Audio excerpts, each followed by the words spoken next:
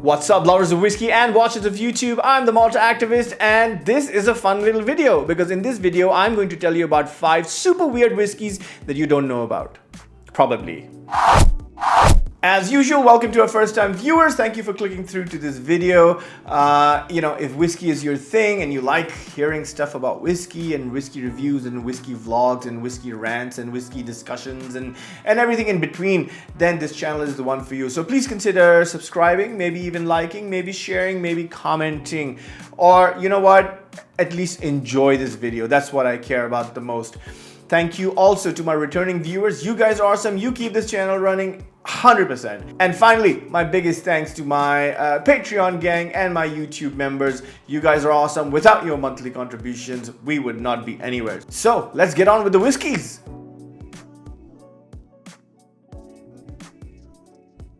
All right, our very first whiskey is called Jefferson's Ocean. Now, this is probably the least weird of all the 5 whiskeys, but I found their maturation process very, very interesting. Okay, this is what I know about Jefferson's. It's something that a whiskey that I very recently sort of, appeared on my radar, even though they're a 25-year-old company. Basically what happened in 1997, a gentleman by the name of Trey Zoller, I hope I'm pronouncing that correctly, decided to start a whiskey company, and essentially what they did was they bought bourbon and rye from different distilleries around town. So they're not a distillery, but they did buy different spirit from distilleries around the country, and then they blended it and made their own juice and called it Jefferson's. Okay, so think of them as a compass box, I guess. So there's a lot of blending going on, and they make bourbon and rye, among other things. Anyway, so they're doing really, really well. Fast forward to 2008, Trey Zoller is on this research vessel called OSearch, which has been founded by this gentleman by the name of Chris Fisher. Now, OSearch is dedicated to the study and tracking of keystone marine species like great white sharks and tiger sharks. So something that I'm really, really interested in. And so for me, when I hear something like this, I'm, immediately sort of intrigued. Anyway, so, oh, by the way, the founder of this research vessel is called Chris Fisher, which is funny because, he's doing he's doing marine research, and his name is Fisher. Okay, maybe that's funny only to me. Anyway, long story short, so 2008, Trey Zoller and Chris Fisher are on the boat on OSearch, and they're drinking whiskey, as you do apparently on a research vessel. And so the boat is rocking back and forth, and so is the bourbon in their glass. And apparently Trey Zoller's like, oh my God, what if we matured whiskey on the boat? And that would be super interesting. And we can experiment with how the rocking motion of the boat affects the whiskey in the barrel, whatever. Now, I don't know if this is a real story or they just made it up for PR purposes, but hey, it's a fun little story. I'm not gonna knock that. Anyway, so 4 years later, in 2012, I think they put like about 4 or 5 barrels on one of the vessels of OSearch, and then they let it be for 3 years, and that ship basically went around the world, apparently, different time zones, across the equator twice, went to 25, 30 different ports, whatever it is, right? 3 years later, they open up the casks, and apparently the whiskey is like super, super, super caramelized because the constant rocking of the boat, coupled with, I guess, weird temperatures and the salty sea air or whatever it is, made this whiskey super caramelized, super sweet, and very, very interesting. And so they said, hey, this experiment works. And so they started bottling a sea-aged whiskey called Jefferson's Ocean. So they have a Jefferson's Ocean bourbon and a Jefferson's Ocean rye. Now, I have not tried this whiskey, right? But I'm very, very, very curious. And quick short story, literally less than 2 months ago, I was at my friend's house. We were at a party, and he brought out a Jefferson's Ocean. And I was like, oh, I've heard about this whiskey. I'm super curious about trying this whiskey out. So you know what? Let me not do it right now because there's a party going on and I don't want to sneak off into the corner and do whiskey tasting like a douchebag. So I said, you know what? And this is, by the way, this is an unopened bottle. And I said, you know what? Let me come over after a couple of days and I'll sit down and just chill and then I'll try this whiskey. And so thank you very much for that. 2 days later, I turn up at his house and I'm like, oh, dude, can you give me that bottle of Jefferson's Ocean? I want to review it for my channel. And he's like, oh, that's finished. I'm like, what? I'm like, dude, you just had it with you. It was like a full bottle 2 days ago. And he's like, yep, somebody came over and they were like, we like whiskey. And so I gave it to them. And then, you know, everybody drank it. And I'm like, are you serious? Like, nobody would know the uniqueness of this whiskey. They just drank it. And he's like, yeah. So I hate him and he's not my friend anymore. But he's promised to get me a new bottle, so let's see. Anyway, so long story short, this whiskey is probably the only whiskey that's been matured at sea, which is very interesting. Again, I don't know if it's a PR stunt, but apparently it works. And you know, I think four casks will probably give you 1,000 bottles, so this is a very, very small batch also. And interesting. So you know, try it. I mean, I'd love to get my hands on it. I think I should very, very shortly because it's not a rarity. It's easily available. And I'd really like to do a review. So if you've tried this whiskey, just leave it in the comment below. Let me know what you think, what I can expect. I have high hopes. I'm curious. At least I'm curious, you know. And how badly can you go wrong? I don't know. It'd be interesting to see. So yeah, that was our first whiskey on the list.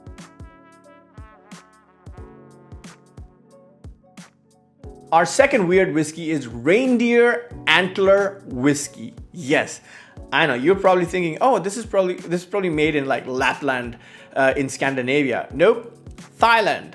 Yes, we have two whiskeys on this list that are both from Thailand, and those guys are crazy. All right, they're absolutely bonkers, and I love it. So what they do is, so this whiskey is made in Thailand, and I use the word whiskey very, very loosely because it's not really made like proper whiskey.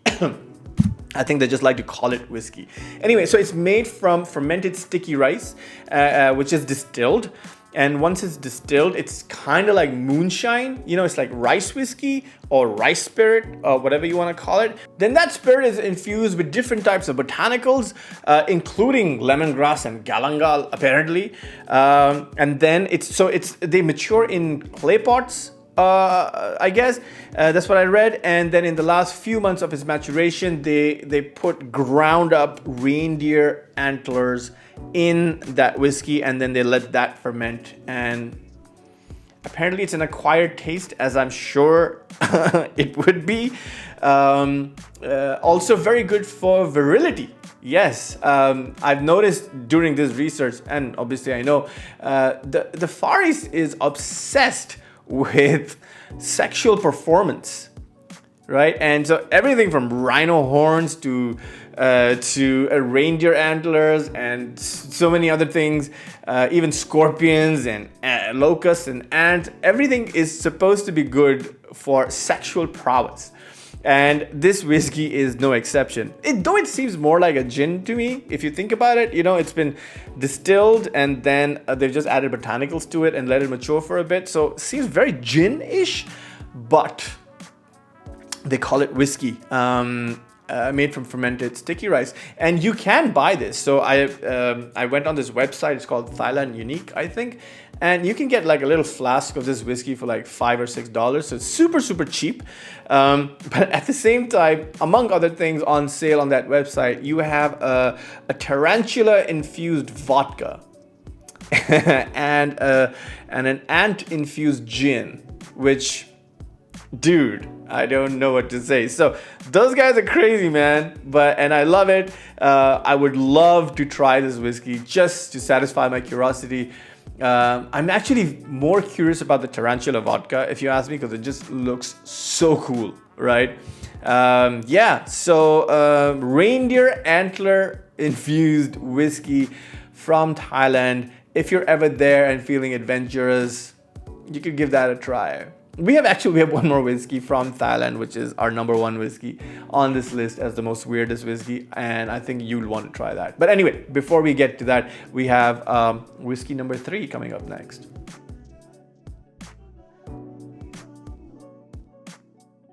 Our whiskey number 3 is called Chipotle Whiskey, made by Rogue Breweries in Oregon. Now I know what you're thinking. Chipotle and whiskey? Is that a combination? Yeah, I don't think so either. And from the reviews I've read, it is an absolute shit whiskey. But hey, it is what it is. So this is what happens. They make, so these guys at the brewery in Oregon, they grow their jalapenos. And when they grow the jalapenos, they harvest them and then they dry them and they smoke them. And then what they do is they pretty much add that into the wash, the whiskey wash, and then they distill it, and then whatever moonshine comes out of it, whatever new make spirit comes out of it, goes into a cask, and in that cask, they put even more of these dried smoked jalapenos, and they let it sit, and after, I guess, a couple of years or so, they bottle this whiskey, and it's called the Rogue Chipotle Whiskey, and it's supposed to be absolute shite. That's what I've read. Again, I've not drunk this whiskey, but it is super unique in that sense that it has jalapeno peppers in it, which is, wow, which is damn cool. I don't know what to use this whiskey for. I guess you could use it for a whiskey Bloody Mary. Can you make a whiskey Bloody Mary? I guess you don't have to put the Tabasco in it, maybe. I don't know what this whiskey is good for, except that it's like super unique, because I don't know if there's a spicy whiskey or I mean, Fireball doesn't count. That's not whiskey. Well, if I'm calling rice whiskey made from rice cake whiskey, then I guess maybe Fireball is also whiskey. But anyway, that's besides the point. So this whiskey has been infused with jalapeno peppers, and I honestly don't know what to use this whiskey for. I don't think you can drink it straight. It must taste horrible. Probably in some weird cocktail you could use it, or best as a novelty present to a friend. I don't know if it's available these days, because I looked it up. I tried to see if I could buy it, and I just couldn't find any link to purchase this whiskey. So I don't know about it, but yes, it exists. It was produced by Rogue Brewery in Oregon, and hey man, hats off to you guys for thinking about this. They do a range of other beverages. So I think Dead Man Ale is there, which is a very popular one. So again, I've not tried it, but again, very super curious, and yeah, kudos for thinking about it.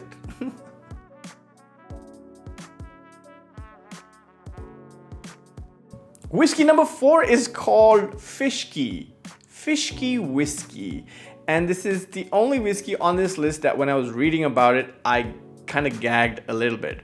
So this is what happened. So there's a German independent bottler known by the name of Stupid Cask, which would explain this experiment. And essentially what they did was they took a single cask Bruichladdich matured in sherry cask, and they finished it off in a cask that previously held herrings.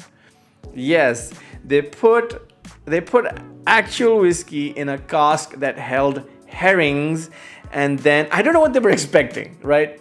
Maybe they knew what they were expecting and couldn't give a shit, right? Because apparently what came out was the worst tasting spirit that anyone's ever had in their life. And it was absolutely horrible. And it seems that the inspiration for this was back in the day, sailors, when they were on their ships, had to resort to using herring casks to store their whiskey. And obviously, oh man, just thinking about drinking that makes my stomach churn so badly. But yeah, so this whiskey was made. It was made by this German company called Stupid Cask. Great name, by the way. I love the name. Yeah, I think they knew that they were just going to make something absolute shit. And I think that was their calling card. They're like, yeah, this is the worst whiskey ever made, or this is the worst spirit you will ever drink, just because we're bonkers. And that kind of PR then leads to some level of intrigue or curiosity in their brand, and I think that's kind of what happened. So yeah, so Fischke whiskey out of Germany, matured in a herring cask. Yeah, this is the one that I don't want to drink. This is definitely the one that I don't want to drink. I'm curious about all the others. Definitely with this one, no way. No way.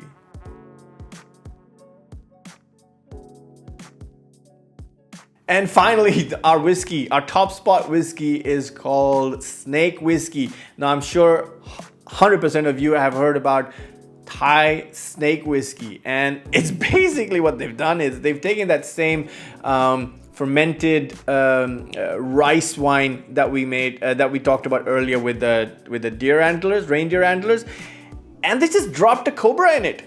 Yeah, that's all they did. They had this new make spirit or moonshine or whatever you want to call it, again made from fermented sticky rice, and they just dropped a freaking cobra in it, you know, and that's it. And then they let the cobra ferment, and the cobra, I guess, infuses some element of flavor into that spirit, and people drink it. And I think, you know, it's a novelty drink because no one's like, I feel like a cobra whiskey today.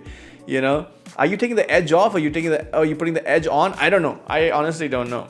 But yeah, there's this dead cobra sitting in that bottle of whiskey that you can drink, and lots of people drink it, and it's a very unique experience. Apparently, it makes you very, very flushed and raises your blood pressure and stuff like that, I would guess.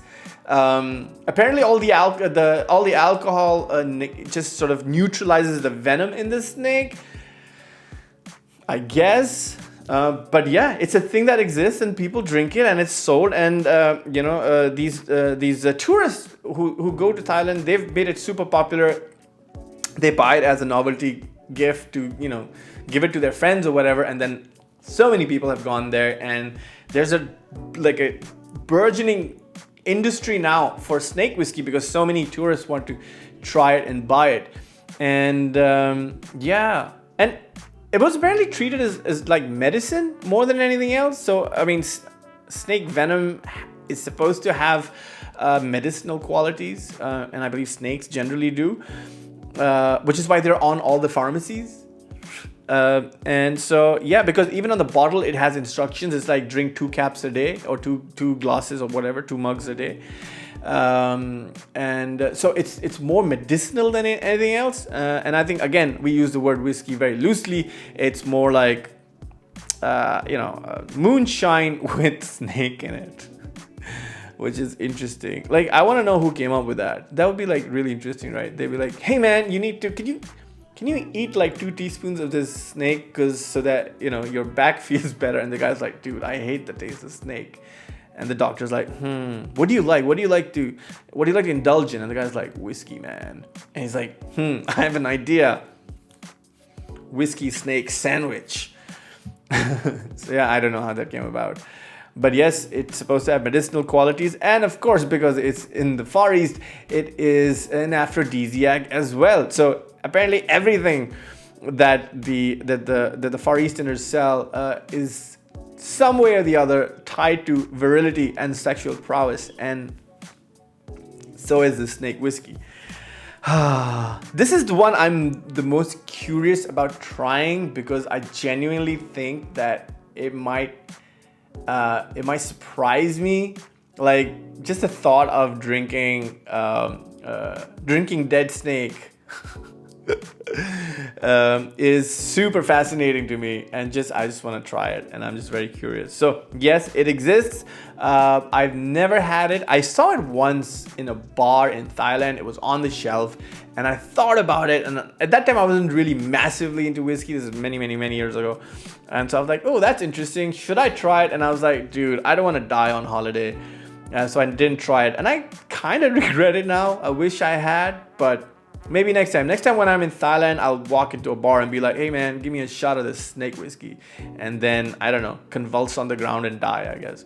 But whatever it is, man, it's super interesting, it's super freaky, and I get, trust the Thai people to come up with this. It's super fun. just researching this was super fun. There's actually another variation of this whiskey with a black scorpion as well. So there's a cobra, and in the mouth of the cobra is a black scorpion, and that also gets infused in the spirit, and you drink that for medicinal purposes. Yeah, so that's fun. That was interesting. So yeah, so if you can find it, and if you've tried it, please let me know. In fact, if you've tried any one of these whiskeys on the list, please let me know how they taste. I'm super curious. I think the only one I can really get my hands on is the Jefferson's Ocean. I want to try that because it just sounds like it's like a normal whiskey compared to the other four. That just sounds like, so it's aged at sea, which is fucking awesome, right? But it is the least weirdest one on the list. So yeah, so I guess I'm gonna try and get my hands on the Jefferson's Ocean and see what the fuss is all about. But in the meantime, yeah, if I'm ever traveling to the Far East, the snake whiskey is the one that I'm really interested in. Definitely not trying Fishki for sure. That one made me gag. Reindeer antler, yeah, whatever. Not even interested in that. I don't even think I want to try Chipotle whiskey. It just sounds bad. Sounds really bad. So of the five, the two that really piqued my interest are Jefferson's Ocean and the snake whiskey.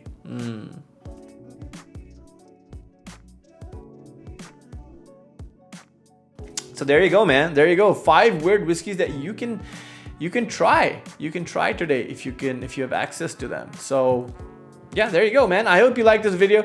Thank you for being here. If you're a first-time viewer, maybe consider subscribing, sharing, commenting, liking, all of the above, none of the above. I leave that up to you.